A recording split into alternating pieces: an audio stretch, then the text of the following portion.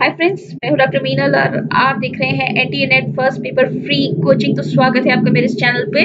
आज हम कर रहे थे टीचिंग एप्टीट्यूड, तो हम उसी को कंटिन्यू करेंगे टीचिंग एप्टीट्यूड को। और आज के हमारे वीडियो में हम एक्चुअली में दो टॉपिक्स लेंगे। पहला तो है phases and stages of teaching, ठीक है, ये करेंगे। उसके बाद जो हमारी ट्रेडिशनल जो इक्विपमेंट्स हैं जो कि टीचिंग में काम आते हैं, जो टीचिंग सपोर्ट सिस्टम है, हम वो देखेंगे क्या क्या है। ठीक है, तो आइए पहले देखते हैं हम phases and stages of teaching. तो सबसे पहले जो टीचिंग है उसको हम तीन फेजेस में डिवाइड कर सकते हैं। यहाँ पे ये मैंने डायग्राम बना रखा है। तीन फेजेस हैं टीचिंग के। तो सबसे पहला फेज जो कि है हमारा pre active phase. Pre active phase में क्या है, टीचर प्लानिंग करता है सारी, ठीक है, प्लानिंग करता है क्या है, कैसे पढ़ाना है, जिसे हम कहते हैं। दूसरा इंटरएक्टिव फेज, जहाँ पे वो अपनी प्लानिंग को इम्प्लीमेंट करता है। और पोस्ट एक्टिव फेज, जहाँ पर वो एवेल्यूएशन करता है कि उसने जो पढ़ाया उसका रिजल्ट कैसा रहा, आउटकम कैसा रहा। तो देखिए, बात करें तो सबसे पहले जो फर्स्ट स्टेज है हमारी प्री एक्टिव स्टेज। तो प्री एक्टिव स्टेज में टीचर क्या करता है, यहाँ पर अपने जो गोल्स है गोल्स फिक्स करता है, ठीक है, यानी कि उसका क्या ऑब्जेक्टिव है, गोल्स कितने टाइम में कितने चैप्टर्स कराने हैं, क्या क्या कराना है, क्या कंटेंट कराना है। एक तो क्या क्या कंटेंट है वो फिक्स करता है और अपने गोल्स डिसाइड करता है कि इतने टाइम पीरियड में, इतने पीरियड्स में मुझे ये करना है, ठीक है। और सेकंड क्या चीज है, डिसीजन अबाउट स्ट्रेटजीज, क्या स्ट्रेटजी रहेगी पढ़ाने की, क्या स्ट्रेटजी रहेगी, क्या मेथड रहेगा। यानी कि देखिए तीन चीजें हैं। सबसे पहले तो कंटेंट डिसाइड करता है टीचर कि क्या चीजें पढ़ानी है, क्या कंटेंट है, क्या सिलेबस है, और उसको कहाँ से किस बुक से पढ़ाना है या किस तरह की एग्जाम्पल्स लेने हैं, ठीक है। उसके बाद गोल फिक्स करता है कि इतने पीरियड्स लगेंगे, ठीक है, कोई भी चीज, कोई भी सब्जेक्ट को पूरा करने के लिए, कोई भी तो कितने पीरियड्स की रिक्वायरमेंट होगी। फर्स्ट चैप्टर इतने पीरियड्स में या इतने टाइमिंग में होगा, सेकंड चैप्टर इतने टाइमिंग में होगा। तो इस तरह से वो गोल डिसाइड करता है। एंड लास्ट जो है वो स्ट्रेटेजी डिसाइड करता है। स्ट्रेटेजी मतलब कि जो पढ़ाना है, कंटेंट डिसाइड हो गया, उसके बाद गोल डिसाइड हो गया कि इतने टाइम में कराना है। उसके बाद स्ट्रेटेजी कि किस तरह से कराना है, क्या मेथड्स यूज करने हैं, कब मॉक टेस्ट लेना है, टेस्ट लेना है, कैसे जो स्टूडेंट्स हैं उसके लिए सब्जेक्ट को किस तरह से इंटरेस्टिंग बनाना है, ठीक है। अब नेक्स्ट जो सेकंड स्टेज है इंटरएक्टिव स्टेज। इंटरएक्टिव स्टेज में क्या होगा, सबसे पहले डायग्नोसिस ऑफ लर्नर्स। लर्नर्स को देखना है, समझना है कि अगर जैसे क्लास में बहुत सारे हैं लर्नर्स, 50-40 स्टूडेंट्स है, तो डायग्नोस करना है लर्नर्स को कि कौन कैसा है, कौन कैसे रिएक्ट करता है, और किसी कितना समझ में आता है, कौन क्लास में ध्यान देता है, कौन नहीं देता है। बिल्कुल इजी लैंग्वेज में बताऊं तो कि कौन क्लास में ध्यान देता है, कौन नहीं देता है, किसे अच्छे से ज्यादा जल्दी समझ में आता है, किसे समझने में थोड़ा टाइम लगता है, या अगर टाइम लगता है तो क्यों लगता है, लर्नर्स के साथ क्या प्रॉब्लम है, ठीक है, और उसे कैसे सॉर्ट आउट करना है। उसके बाद जो नेक्स्ट है जो है एक्शन एंड रिएक्शन, ठीक है। जब डायग्नोस कर लिया, डायग्नोस करने के लिए अगर जहाँ कहीं पे भी प्रॉब्लम है या लूप होल्स हैं तो उसको ठीक करने के लिए हमें टीचर की क्या स्ट्रेटेजी रहेगी, उसे कैसे ठीक करेगा। अगर किसी को नहीं समझ में आ रहा टॉपिक तो उसे किस तरह से और क्या तरीके हो सकते हैं उसे समझाने की, या क्लास में अगर किसी को कोई और प्रॉब्लम है, ठीक है, या कोई अगर जैसे रेगुलर नहीं है बच्चा, तो स्टूडेंट अगर रेगुलर नहीं है तो उसके लिए उसे क्या एक्शन लेना है, उसके बाद उसके रिएक्शंस, ठीक है। यानी कि एक्शन लिया तो उसका आउटकम क्या निकला, फिर प्रॉब्लम सॉल्व हुई या नहीं हुई। ओके, तो यानी कि जो फर्स्ट स्टेज है वो तो हमारा पूरा प्री एक्टिव स्टेज है, जो हमारी पहले टीचिंग से पहले जो प्लानिंग होती है वो सारा उसके अंदर आता है। या क्या आता है कि गोल डिसाइड करने हैं, कंटेंट डिसाइड करना है, और उसके बाद स्ट्रेटजी डिसाइड करनी है। जो नेक्स्ट है, जब हम उस ये जो हमने गोल डिसाइड किए हैं, गोल कंटेंट सब डिसाइड किया, उसको इम्प्लीमेंट करने का टाइम आता है। तो इम्प्लीमेंट करेंगे और सबसे पहले डायग्नोस करेंगे लर्नर्स किस तरह के हैं, उनकी क्या प्रॉब्लम्स हैं, कहाँ लूप होल्स हैं, ठीक है, कहाँ। उसके बाद उसी के हिसाब से एक्शन, यानी उसी के हिसाब से कहाँ इम्प्रूवमेंट किया जा सकता है, और जो कुछ किया है इम्प्रूवमेंट उसकी वजह से उसका क्या आउटकम निकला, यानी क्या रिएक्शन रहा। उसके बाद जो थर्ड स्टेज है, थर्ड स्टेज एक तरह से हमारा एवोल्यूशन का स्टेज होता है, जो कुछ टीचिंग कराया उसका क्या रिजल्ट निकला, स्टूडेंट्स पे उसका क्या इम्पैक्ट रहा, ठीक है। उसके लिए क्या है, एप्रोप्रिएट टेस्टिंग डिवाइसेस होते हैं एंड फीडबैक एंड टेस्टिंग होता है। सबसे पहले टेस्टिंग डिवाइसेस हैं, कौन कौन से डिवाइसेस हैं, टेस्टिंग किस तरह से करना है, क्या मेथोडोलॉजी रहेगी, किस किन चीजों का हमको हेल्प लेनी है, और उसके बाद फीडबैक और टेस्टिंग टेस्टिंग करनी है, उसके बाद की क्या आउटकम निकला टीचिंग का, ठीक है, लर्नर कितना ग्रास्प कर पाया। तो ये होते हैं सारे फेजेस टीचिंग के। अब देखिए थोड़ा सा डिटेल में हम करें तो प्री एक्टिव फेज में क्या होगा, प्री एक्टिव फेज में forming and fixing up goals, ठीक है। प्री एक्टिव फेज में forming and fixing up goals, goals form करने हैं, फिक्स करने हैं, ओके। और फिर नेक्स्ट देखें, फिर नेक्स्ट देखिए हम नेक्स्ट में क्या है, आपको थोड़ा दिख नहीं रहा होगा, मैं इसको सेट कर देती हूँ, राइट। हाँ, next is taking decisions about content, ठीक है। क्या कंटेंट है, कंटेंट के बारे में डिसीजन, कौन सा कंटेंट टीचिंग के लिए यूज करना है, क्या करना है। नेक्स्ट है मैनेजिंग और sequencing appropriate means and ways of presentation, ठीक है। डिसाइड करना है कि किस तरह का प्रेजेंटेशन किस तरह से देना है, और जो देना है प्रेजेंटेशन उसका सीक्वेंस क्या रहेगा, क्या सीक्वेंस एप्रोप्रिएट रहेगा। और फिर स्ट्रेटजीज और टैक्टिक्स डिसाइड करनी है, टीचिंग की क्या स्ट्रेटजी रहेगी, और एक स्पेसिफिक सब्जेक्ट मैटर के लिए क्या स्ट्रेटजीज रहेंगी, ठीक है, क्या स्ट्रेटजीज डेवलप की जा सकती हैं। तो क्या हो गया, सबसे पहला forming and fixing up goals, taking decisions about content, managing and sequencing appropriate means and ways of presentation, deciding appropriate strategies and tactics, developing teaching strategies for a specific subject method। तो ये सारा होता है हमारा pre active phase में। अब interactive phase में क्या होगा, इंटरएक्टिव फेज में perceiving the size of class by teacher to identify student, ठीक है। जो कि हमने कहा था कि लर्नर का जो है सबसे पहले क्या करना होता है, जैसे मैं हमने यहाँ पे कहा था डायग्नोसिस ऑफ लर्नर्स, ठीक है। तो डायग्नोसिस ऑफ लर्नर्स में आएगा ये receiving the size and class of class by teacher to identify students, diagnose the achievement of learners, ठीक है। लर्नर ने क्या अचीव किया ये डायग्नोज करना है। उसके बाद क्या है, रिस्पॉन्सेज या एक्शन, एक्शन और अचीवमेंट, क्या एक्शन रहा क्या अचीवमेंट रहा, that means selection of stimuli, presentation select करना है, फिर प्रेजेंटेशन कैसा है उनका, फिर फीडबैक लेना है स्टूडेंट से, और फिर डेवलप करना है नई स्ट्रेटजीज को, ठीक है। जो आपको सेलेक्ट करना है कौन सा जो लर्नर है उसे स्पेशल अटेंशन की जरूरत है, और फिर उसे अगर देखिए जो किसी को मतलब एक आसान भाषा में मैं कहूँ तो जैसे किसी बच्चे को किसी स्टूडेंट को किसी चीज समझ में आ गई, जल्दी समझ में आ गई तो ठीक है, लेकिन कुछ स्टूडेंट्स क्लास में ऐसे भी होंगे जिन्हें नहीं समझ में आया, ठीक है। तो उनके लिए कुछ स्पेशल स्ट्रेटजीज हमें डेवलप करनी होंगी, यानी कि सबसे पहले तो आपको ऐसे लर्नर्स को डायग्नोस करना है, ऐसे लर्नर्स को सेलेक्ट करना है, फिर उनको उनके सामने अपनी जो सब्जेक्ट है उसको कुछ अलग तरीके से प्रेजेंट करना है ताकि उन्हें भी समझ में आ सके।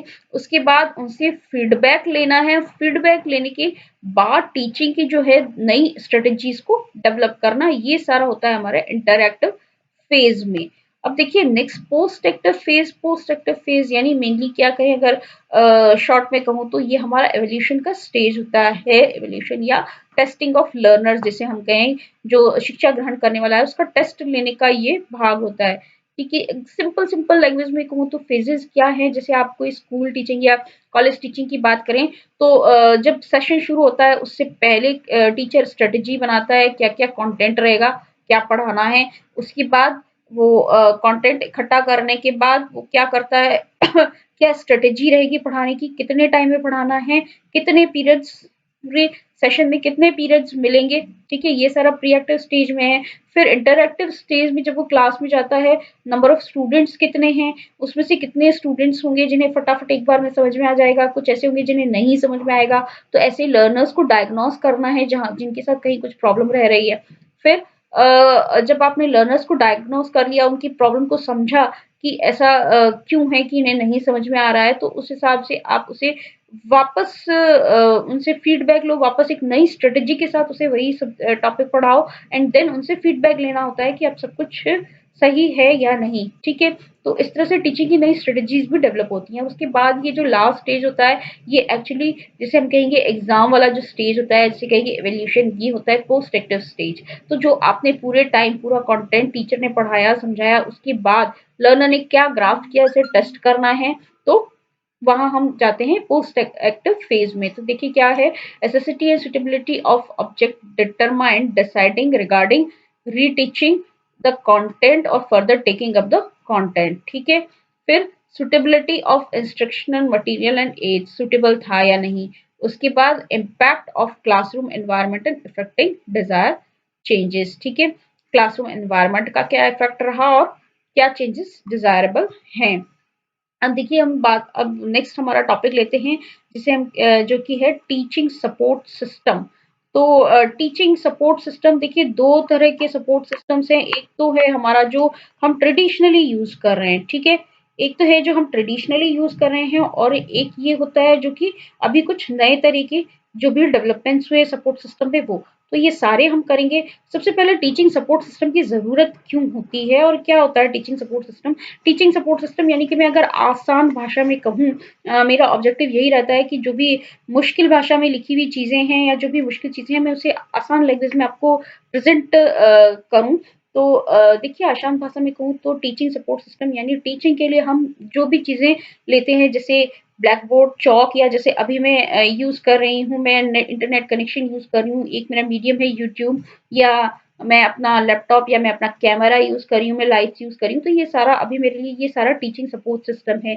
ट्रेडिशनली क्या है, ब्लैक बोर्ड, चौक, डस्टर, ये सारा टीचिंग सपोर्ट सिस्टम है। या मैंने कोई मैप यूज किया, या मैंने कोई 3D मॉडल यूज किया, तो ये सारा टीचिंग सपोर्ट सिस्टम में आएगा। टीचिंग सपोर्ट सिस्टम क्यों है, अ, इसलिए यूज करते हैं, तो देखिए ऑब्जेक्टिव सबसे पहले तो ये टीचर की कैपेसिटी को बढ़ाता है, बिल्ड करता है। किसी भी चीज को एक्सप्लेन करना टीचर के लिए थोड़ा सा ज्यादा अच्छा इजी हो जाता है, और इनफैक्ट लर्नर के लिए भी सीखना ज्यादा इजी हो जाता है।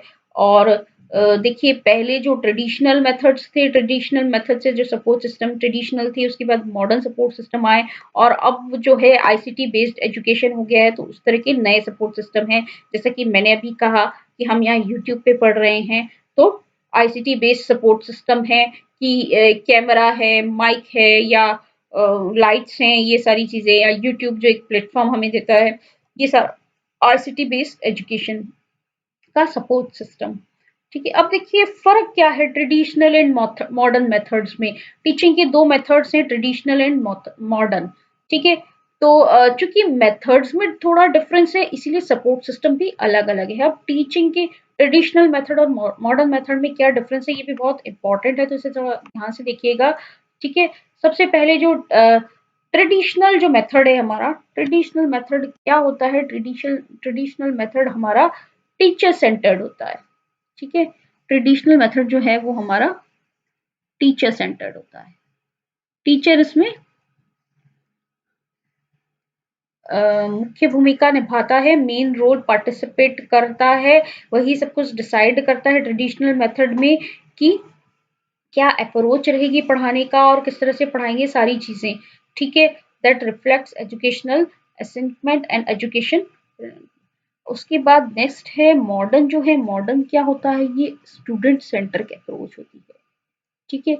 मॉडर्न जो है स्टूडेंट सेंट्रिक अप्रोच होती है। जो ट्रेडिशनल है वो टीचर सेंटर्ड होगा, और जो मॉडर्न है वो स्टूडेंट सेंटर होगा। उसके बाद ट्रेडिशनल अप्रोच में किस चीज पे बल दिया जाता है, चीजों को याद रखने पे, फैक्ट्स को, चीजों को याद रखने के लिए, याद रखने पे, ऑब्जेक्टिव इंफॉर्मेशन और करेक्ट नॉलेज, ठीक है। हर चीज की सही नॉलेज है, ऑब्जेक्टिव इंफॉर्मेशन और चीजों को फैक्ट्स को मेमोराइज करना, इस पे बहुत एम्फेसिस किया जाता है। जबकि अगर मॉडर्न मेथड की बात करें तो याद रखने की जगह understanding understanding of fact is more important than memorising the facts. ठीक है, उसके बाद उनको न सिर्फ समझना है, उनको अप्लाई भी करना है, एप्लीकेशन ऑफ फैक्ट्स।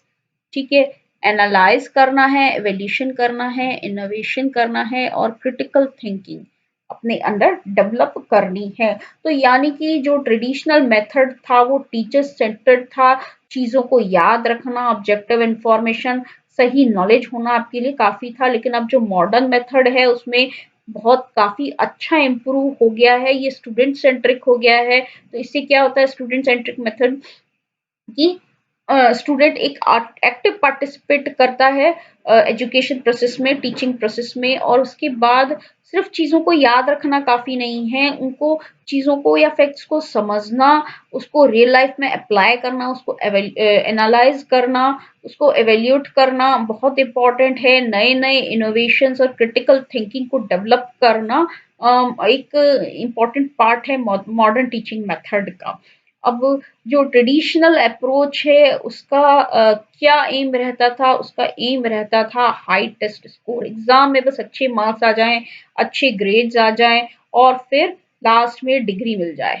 ठीक है, बस यही हमारा ऑब्जेक्टिव रहता था, क्या कि अच्छे मार्क्स मिल जाएं, अच्छे ग्रेड्स मिल जाए और लास्ट में हमें डिग्री मिल जाए। और जो सब्जेक्ट्स हैं वो इंडिविजुअल या इंडिपेंडेंट होते थे। ठीक है, ये जो है ट्रेडिशनल मॉडर्न मेथड बहुत अच्छा एक एग्जाम्पल है। जो हमारी नई एजुकेशन पॉलिसी आई है वो सच में एक ट्रेडिशनल मेथड से मॉडर्न मेथड की तरफ एक ट्रांसफॉर्मेशन है एजुकेशन सिस्टम में। तो देखिए यहाँ जैसे मैंने यहाँ पे लिखा है subjects are individual and independent.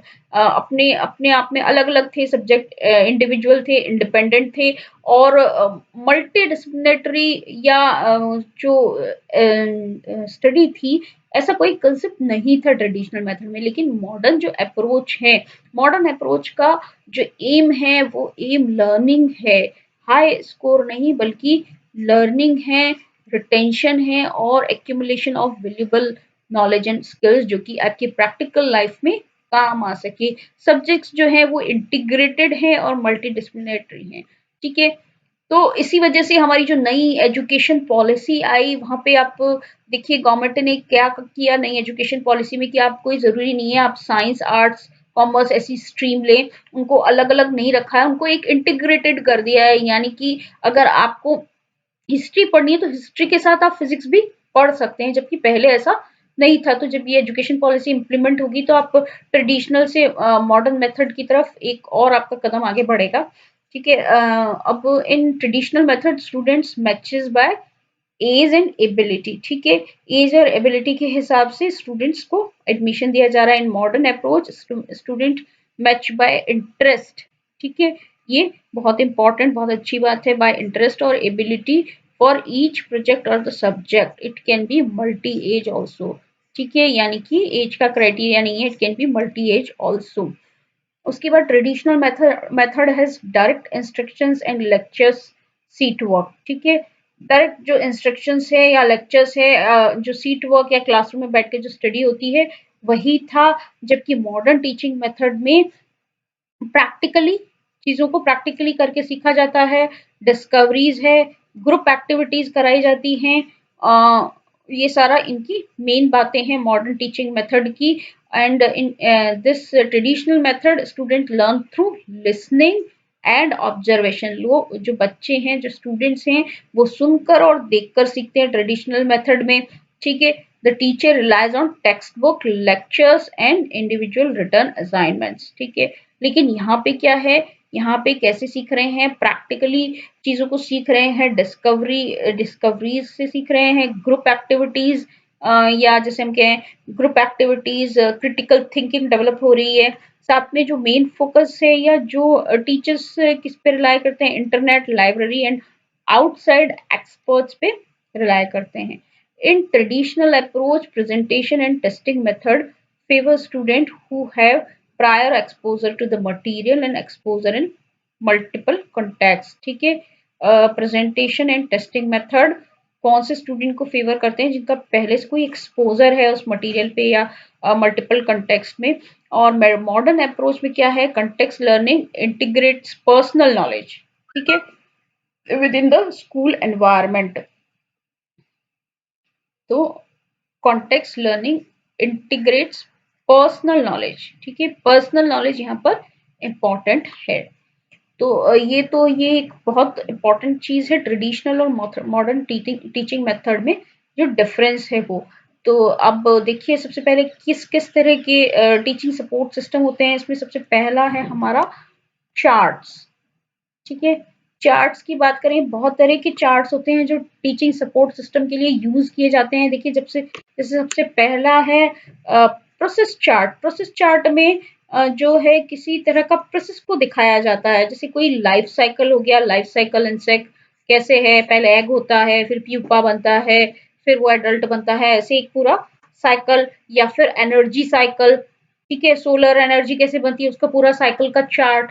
या जैसे अब मेरे इकोनॉमिक्स की बात करें तो जैसे बिजनेस वो ट्रेड साइकिल है या उसका पूरा साइकिल जो होता है वो चार्ट में दिखाया जाता है। तो ये प्रोसेस चार्ट में एक पूरे प्रोसेस को दिखाया जाता है। उसके बाद ऑर्गेनाइजेशनल चार्ट, ये जो हायरार्की होती है ऑर्गेनाइजेशन की, जो हायरार्की है, हायरार्किकल रिलेशनशिप, या जैसे फ्लो चार्ट जैसा होता है, फ्लो किस तरह का है, हायरार्की किस तरह की है, या कम्युनिकेशन में किस तरह का डिफरेंट डिपार्टमेंट्स में कम्युनिकेशन किस तरह से होगा। तो ये इस तरह का एक चार्ट होता है। जिसे मैं एग्जांपल दूं तो यहाँ पे पहले जीएम है, फिर मैनेजर है, यहाँ पे जनरल मैनेजर है, फिर मैनेजर है, फिर यहाँ पे पीआरओ है। ये इस तरह का एक ऑर्गेनाइजेशनल रिलेशनशिप या हायरार्की चार्ट जो इस तरह का फ्लो चार्ट बना हुआ होता है, ये इसके अंदर, ये ऑर्गेनाइजेशनल चार्ट के अंदर आता है। अब टाइम चार्ट्स किस लिए होते हैं, ये क्या रिप्रेजेंट करते हैं, ये इवेंट्स को या क्रोनोलॉजिकल सीक्वेंस को रिप्रेजेंट करते हैं। जैसे कि पॉलिटिकल एम्पायर्स हैं, ठीक है, यानी किसके बाद कौन कौन किसकी एम्परर्स थी। जैसे चोल कब आए, उसके बाद मुगल्स कब आए, और इस तरह का जो टाइम चार्ट होता है ये उसको बताता है, क्रोनोलॉजी को बताता है। जैसे कोई भी थ्योरी है, कोई भी थ्योरी के स्टेजेस हो सकते हैं। कंज्यूमर बिहेवियर की थ्योरी है तो ऑर्डिनल कब आई, कार्डिनल कब आई, रिवील प्रेफरेंस कब आई, इस तरह का जो टाइम चार्ट को शो करते हैं वो टाइम को शो करते हैं, वो टाइम चार्ट कहलाते हैं। टेबुलर चार्ट किस लिए होते हैं, कोई डेटा को रिप्रेजेंट करने के लिए टेबुलर चार्ट होते हैं। जैसे टेबुलर चार्ट में जैसे for example types of plantation, ठीक है, उसको टेबुलर फॉर्म में रिप्रेजेंट कर दिया। उसके बाद ये सब इसलिए होते हैं ताकि थोड़ा सा इजी हो जाए, which make comprehension easier, okay. उसके बाद है ट्री चार्ट। ट्री चार्ट जैसे कि फैमिली चार्ट होता है, ठीक है। जैसे सबसे अच्छा इजी एग्जांपल मैं दूं तो फैमिली चार्ट होता है। सबसे पहले फादर, फिर उसके दो बेटे, फिर बेटों के भी बेटे, इस तरह का जो फैमिली चार्ट बनाया जाता है। It shows the growth and development of single source to many branches, ठीक है, single source to many branches. एक फादर हैं, उसके दो बच्चे हैं, ठीक है, फिर इनके तीन बच्चे हैं, फिर इनके एक ही बच्चा है। इस तरह से ये सोर्स क्या है, सोर्स एक ही है, ठीक है, और इसकी बहुत सारी ब्रांचेस हैं। तो ये जो होता है ये ट्री चार्ट होता है। अब स्ट्रीम चार्ट क्या है, ये ट्री चार्ट का अपोजिट है, यानी कि बहुत सारी ब्रांचेस जो हैं वो जाके किसी एक में मिल रही हैं। जैसे मैं कहूँ अगर रिवर है, ठीक है, तो रिवर है, अगर यमुना रिवर गंगा रिवर है तो गंगा रिवर में उसकी बहुत सारी ट्रिब्यूटरीज जाके मिलती हैं। तो वो क्या हो गया, वो एक स्ट्रीम चार्ट का एग्जाम्पल हो गया कि ये बिल्कुल ट्री चार्ट का उल्टा है। ट्री चार्ट में एक से आपकी बहुत सारी ब्रांचेस निकल रही होती है, और स्ट्रीम चार्ट में बहुत सारी ब्रांचेस जाके एक में मिल रही होती है। देख से हमारा सीक्वेंस चार्ट है या फ्लिप चार्ट।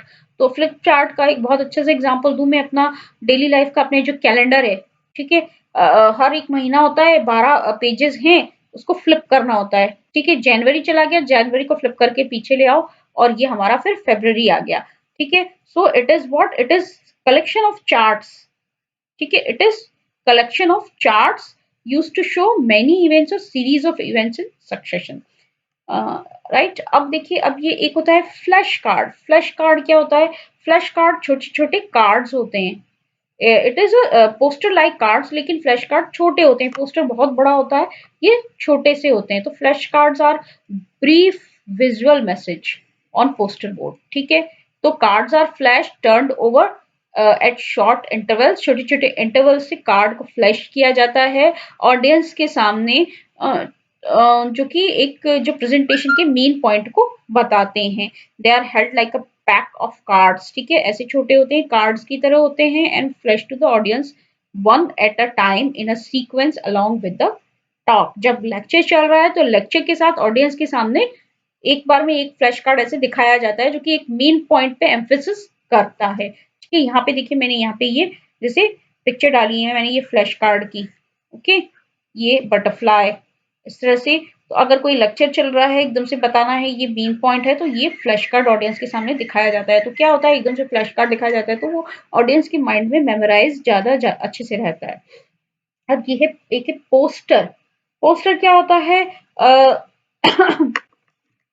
ये अवेयरनेस के लिए, पब्लिक में अवेयरनेस के लिए ये डिस्प्ले किया जाता है पब्लिक प्लेसेस पे, ठीक है।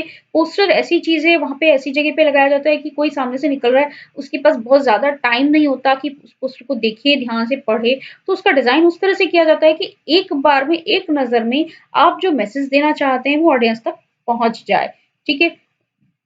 हमारे एक सिंपल सा एग्जांपल, जैसे रोड पे बड़े-बड़े होर्डिंग्स लगे होते हैं, अभी कोरोना काल में मास्क पहनने के लिए, या बड़े-बड़े होर्डिंग्स लगे हैं, आप कार चला रहे हैं, स्कूटर चला रहे हैं या पैदल जा रहे हैं, तो देखते ही एक नज़र देखते ही आपको समझ में आ जाता है कि पोस्टर क्या मैसेज दे रहा है। तो ये इस तरह के होते हैं, और ये रिपीट नहीं होते हैं, एक बार में लग गया उसके बाद ऐसा नहीं है कि बार-बार वो रिपीट होते हैं, उसको वापस बनाने का मौका मिलता है, ठीक है।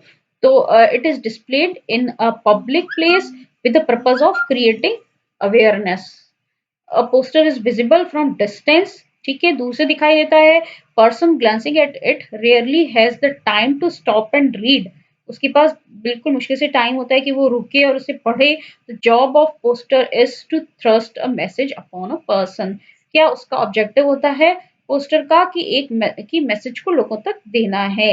Poster only give an initial idea and can not furnish detailed information. सिर्फ एक इनिशियल आइडिया होता है, कोई डिटेल इन्फॉर्मेशन या पूरा चैप्टर जैसे लिखा हो ऐसा कुछ भी नहीं होता है, ठीक है। And they need to be reported for further information by another instructional facility और method, example leaflets and demonstrations, okay. one production of good poster is a technical job and required skills and time, ठीक है। Production अगर poster जो बनाना है एक बहुत ही creative time है, इसके लिए स्किल चाहिए, एबिलिटी की, ये एबिलिटी होनी चाहिए कि आप एक दो शब्दों में या सिर्फ एक पिक्चर से, पिक्चर के साथ दो शब्दों में आप अपनी पूरी स्टोरी या पूरा जो मैसेज देना चाहते हैं वो दे दें। और साथ में इस बात को ध्यान रखना है कि जो पोस्टर दिखेगा, पोस्टर जहाँ लगा है, तो पोस्टर देखने वाले के पास ज्यादा टाइम नहीं होगा कि वो रुक के उसे पढ़े, तो वो पोस्टर को उस हिसाब से डिजाइन करना होता है, ठीक है। It can not be repeated, so each occasion a new poster has to be made.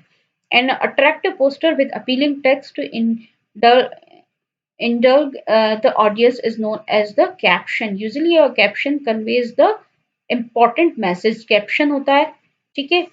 सिर्फ मैंने कहा दो शब्दों में, फोटो के साथ दो शब्दों में या सिर्फ दो शब्दों में, थोड़े से शब्दों में, या दो क्या कहूँ, थोड़े से शब्दों में पूरी स्टोरी या पूरा जो थीम है आपकी बताइए, तो वो जो थोड़ी शब्दों से कहते हैं कैप्शन। हर पोस्टर में कुछ ना कुछ कैप्शन इंक्लूडेड होता है जो कि एक बहुत ही इंपॉर्टेंट मैसेज दे रहा होता है। Therefore, to support the message to be conveyed, poster can be of themes such as Save Earth, Swachh Bharat Abhiyan, rural health, wear mask, use sanitizer। अब देखिए नेक्स्ट जो मीडियम होता है पिक्चर्स एंड फोटोग्राफ्स, बहुत ही important होता है। और picture photograph कैसा भी हो सकता है, कोई पेंटिंग बनाई है, कोई ड्राइंग बनाई हुई है, कोई फोटोग्राफी की हुई है, ठीक है। और ऐसा होता है कि ऑब्जेक्ट का एक पिक्चर ऐसी चीज है कि ऑब्जेक्ट का जो है एक एग्जैक्ट आइडिया दे देता है, ठीक है। ताजमहल नहीं देखा है लेकिन उसका फोटो देखते हैं तो एक एग्जैक्ट आइडिया हो जाता है कि क्या है, कैसा है, okay. A picture is able to tell a story without the use of single word। एक जो फोटो है पूरी की पूरी कहानी कहने की क्षमता रखती है बिना एक भी शब्द को बोले। और आजकल तो डिजिटल कैमरा है, तो आपके लिए मतलब आई कैची इमेजेस लेना बहुत ही ईजी है और ये बहुत पॉपुलर मीडियम हो गया है इंफॉर्मेशन या एजुकेशन देने का। नेक्स्ट है ग्राफ। ग्राफ देखिए मेनली काम आता है कि जब डेटा है, बहुत सारा डेटा है, कॉम्प्लिकेटेड डेटा है, एक बार में देखने से नहीं पता पड़ता, ठीक है। अगर मैं यहाँ पर टेबल बना दूं, ठीक है, लिटरेसी की मैं टेबल बना दूं, लिटरेसी की टेबल बना दूं, राजस्थान में है 36, यूपी में है सॉरी 63%, यूपी में है 50%, ठीक है, बिहार में है 80%। तो ये इस तरह से मैं टेबल बना दूं, एकदम देखते ही आपको नहीं पता पड़ेगा। अगर बहुत सारे फिगर्स हैं, देखते ही नहीं पता पड़ेगा कि कहाँ कम है कहाँ ज्यादा है। लेकिन अगर ये फिगर देखो, एकदम से ये ग्राफ देखो, तो देखते ही पता पड़ता है कि अच्छा ये यहाँ पर ये बिहार, बिहार में लिटरेसी सबसे ज्यादा है, ठीक है। देखते ही पता पड़ेगा कि बिहार में लिटरेसी सबसे ज्यादा है। तो ग्राफ एक बहुत अच्छा मीडियम है डेटा को इजीली शो करने का। एक नजर में आप डेटा का पूरा क्रक्स या निकाल सकते हैं, देख सकते हैं कि डेटा क्या कह रहे हैं। तो कई तरह के होते हैं ग्राफ्स भी, जैसे ये बार डायग्राम है या पिक्टोग्राफ है, डॉट बार ग्राफ है, कई तरह के, बहुत तरह के ग्राफ्स होते हैं। ये डिटेल में हम पढ़ेंगे जब इसका कहीं चैप्टर होगा। और फिर एक होता है हमारा मैप। मैप भी कई तरह के होते हैं और हर सब्जेक्ट में काम आते हैं। पॉलिटिकल मैप अलग होता है, हिस्टोरिकल मैप अलग होता है, इकोनॉमिक मैप अलग होता है। तो ये हर तरह के हर सब्जेक्ट में काम आते हैं और बहुत अच्छा मीडियम है। कोई भी सब्जेक्ट हम पढ़ते हैं और उसको मैप के साथ में पढ़ते हैं तो वो हमको अच्छे से जल्दी से याद भी रहता है, समझ में भी आता है। अब ये है डिस्प्ले बोर्ड। डिस्प्ले बोर्ड भी कई तरह के होते हैं, जैसे ब्लैक बोर्ड और चॉक बोर्ड, ब्लैक बोर्ड और चॉक बोर्ड, ठीक है। तो ब्लैक बोर्ड चॉक बोर्ड जो है ये हमारा ट्रेडिशनल मेथड है, ठीक है। ट्रेडिशनल मेथड है और बहुत इफेक्टिव मेथड है। पूरा ड्रामा के साथ पूरी स्टोरी को आप बता सकते हैं और बहुत ज़्यादा ट्रेडिशनली बहुत लंबे समय से यूज़ होता आया है। इसका नया वर्जन आजकल नया है व्हाइट बोर्ड। यहाँ पे तो ब्लैक बोर्ड आता है था, या कभी ग्रीन बोर्ड भी आता है, तो उस पर चौक से लिखा जाता है, डस्टर से रब किया जाता है। व्हाइट बोर्ड पे लिखने के लिए एक स्पेशल मार्कर की ज़रूरत होती है जो कि इरेजेबल होता है, उसको डस्टर से मिटाया जा सकता है। व्हाइट बोर्ड का और भी यूज होता है। व्हाइट बोर्ड से हम जो हमारा प्रोजेक्टर है, प्रोजेक्टर से जो हमें स्क्रीन दिखानी है, जो कुछ प्ले करना है, उसमें भी व्हाइट बोर्ड को हम यूज कर सकते हैं। फिर है एक बुलेट बोर्ड, बुलेटिन बोर्ड होता है। बुलेटिन बोर्ड होता है जिसपे हम छोटे छोटे नोटिस वगैरह लगाते हैं। फनल बोर्ड और मैग्नेटिक बोर्ड और पैक बोर्ड। देखिए फनल बोर्ड जो होता है, फनल बोर्ड मैं यहाँ पे आपको देखिए, इससे ये फनल बोर्ड है ना। ये फलालेन के जो क्लोथ होता है उससे ये बना होता है और यहाँ पे कुछ न कुछ डिस्प्ले किया जा सकता है। So this funnel board. Magnetic board ये मैग्नेटिक प्लेट का होता है और इस पे कोई भी जो आप नोटिस है इस तरह से लगा सकते हैं। इसका फायदा ये है इजीली रिमूव कर सकते हैं, जब भी इसको रिमूव करना है, हटाना है, इसकी जगह चेंज करनी है। ये सिर्फ यहाँ पे मैग्नेट की प्लेट से ये यहाँ पे चिपका हुआ होता है। इसको आप हटाओ और नोटिस को या नोटिस या इंफॉर्मेशन को हटा सकते हैं। नोटिस या इंफॉर्मेशन की प्लेस भी बहुत इजीली चेंज कर सकते हैं। अब ये होता है पैक बोर्ड। पैक बोर्ड में क्या होता है, छोटे छोटे होल्स होते हैं, ठीक है, छोटे छोटे होल्स होते हैं जिसपे आप अपनी चीजों को टांग सकते हैं या अटका सकते हैं। कोई भी आपका जैसे कोई वर्कशॉप है, वर्कशॉप से रिलेटेड कोई भी सामान है, तो वहां पे आप बैकबोर्ड को यूज कर सकते हैं। यहाँ पे आप देखिए कुछ ना कुछ नोटिस भी लिख के लगा के उसको यहाँ पर टांग सकते हैं। तो ये होता है बैकबोर्ड। अब देखिए नेक्स्ट देखते हैं हमारा।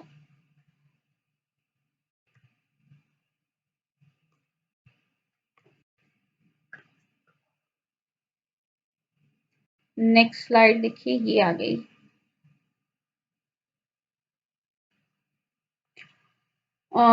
तो ये है थ्री डायमेंशनल मॉडल्स, ठीक है। नेक्स्ट जो है हमारा सपोर्ट सिस्टम है थ्री डायमेंशनल मॉडल्स ग्लोब। ये देखिए जैसे अभी मैंने आपको एग्जांपल दिया, पिक्चर है ताजमहल की, पिक्चर देख के आपको अंदाजा हो जाता है क्या चीज है। साथ में अब अगर ताजमहल का आपको 3D मॉडल मिल जाए तो आपको कितना और भी ज़्यादा अच्छे से अंदाज़ा हो जाता है। 3D मॉडल साइंस में स्पेशली बहुत ज़्यादा हेल्पफुल होते हैं किसी भी चीज़ को समझने के लिए। तो 3D मॉडल भी बहुत अच्छा सपोर्ट सिस्टम है। और ये ग्लोब जैसे थ्री ये भी एक 3D मॉडल का ही एग्जाम्पल है ग्लोब की। अब आप अर्थ को एक प्लेन पेपर पे देखते हैं और एक ग्लोब में देखते हैं तो देखने में बहुत फर्क पड़ता है।